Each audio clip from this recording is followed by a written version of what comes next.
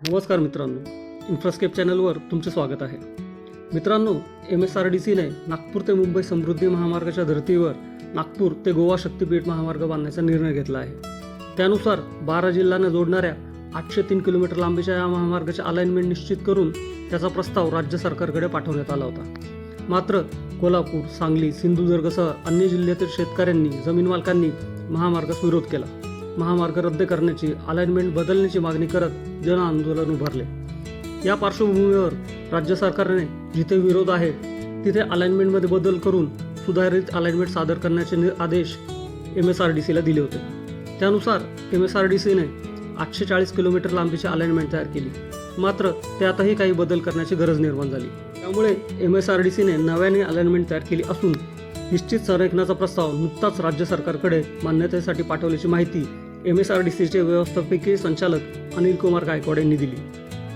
Alignment प्रपोजलनुसार 840 किलोमीटरचा महामार्ग आता 856 किलोमीटर झाल्याचे त्यांनी सांगितले.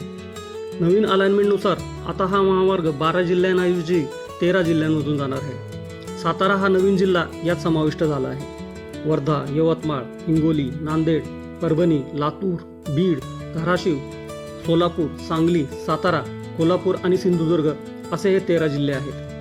विरोध होत असलेल्या ठिकाणांपासून महामार्गास वळसा घालण्यात आला आहे. त्यामुळे काही महत्त्वाची शक्तिपीठे महामार्गापासून दूर गेली आहेत. मात्र त्याला पर्याय नसल्याचे MSRDCकडून सांगण्यात येत आहे. दरम्यान प्रस्तावानुसार हा महामार्ग 13 जिल्ह्यातील 395 गावांमधून जाणार आहे, ज्यामध्ये यवतमाळ जिल्ह्यातील चिल्ली, सुकली, नागेशवाडी, येवली, वडगाव, वर्धा जिल्ह्यातील वाडोना खुर्द, कोफळणी, देवळी, इसापूर, काजळदरा, नांदेड जिल्ह्यातील करोडी, काळेश्वर, वेलाम, उंचेगाव, पळसा, बीड जिल्ह्यातील वरवंडी, पिंपळा धायगुडा, गिरवली, भारत, सोलापूर जिल्ह्यातील घटणे, पोखरापूर, कलमन, मालेगाव, जवळगा, कोल्हापूर जिल्ह्यातील मधूर, अमदापूर, वाहनगुत्ती, वाघापूर, मडिलगे, सिंधुदुर्ग जिल्ह्यातील उदेली, पनसवडे, आंबोली, बांदा, देगवे या गावांचा समावेश आहे.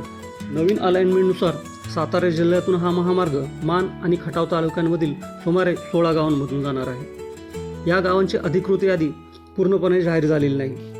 पूर्वी हा महामार्ग अंदाजे 350 गावांमधून जाणार होता.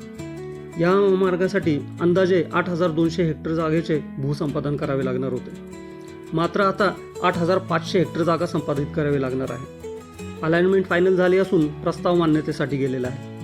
शक्तीपीठ महामार्ग आधी 803 किलोमीटर लांबीचा होता आणि तो 350 गावांमधून जाणार होता.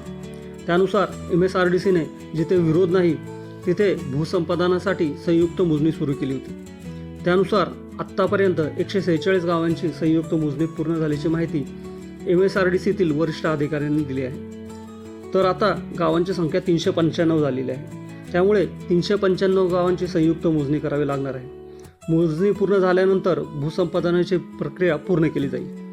मित्रांनो, हा व्हिडिओ तुम्हाला कसा वाटला ते कमेंट करून नक्की सांगा आणि अशाच इन्फॉर्मेटिव्ह व्हिडिओसाठी इन्फ्रास्केप चॅनलला सबस्क्राईब करा, लाईक करा, शेअर करा. भेटूया पुढच्या व्हिडिओमध्ये.